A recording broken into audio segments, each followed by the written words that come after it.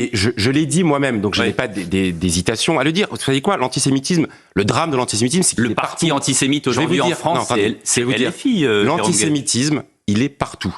Dans le milieu rural comme dans le milieu urbain. Chez les pauvres comme chez les très aisés. À gauche comme à droite et au centre. L'antisémitisme, c'est dramatique. Vous diriez qu'il y en a au PS de l'antisémitisme? Je vais vous dire, j'ai croisé des antisémites sur tous les bancs politiques. C'est un mal, c'est un cancer qui ronge l'ensemble de la société, qui se nourrit sur des préjugés, sur des stéréotypes qui existent malheureusement partout.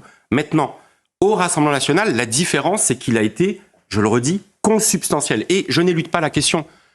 Une partie de la gauche s'est fourvoyée à nouveau dans l'antisémitisme. Je dis à nouveau parce que une partie de la gauche s'est construite aussi historiquement sur un rapport ambigu à la question. Et là, vous parlez de quelle gauche, Jérôme Guedj? Nommons les choses. Mais je nomme les choses. Je l'ai écrit. Il y a des positions au relent antisémites qui sont portées par des responsables de la France insoumise.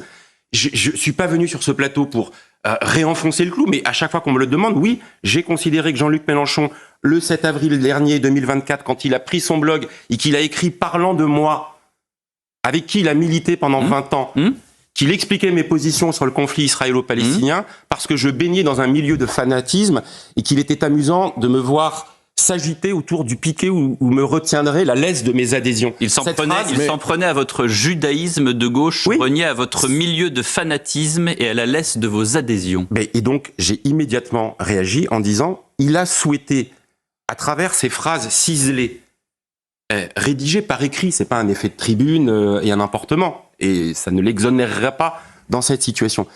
Il a donc souhaité, me connaissant, et sachant que je le connais, il a souhaité que je sois sur les différents plateaux à dire le drame, oui, Jean-Luc Mélenchon, délibérément, transgresse les lignes rouges de ce qui doit nous séparer. Et le 8 mars dernier, vous avez été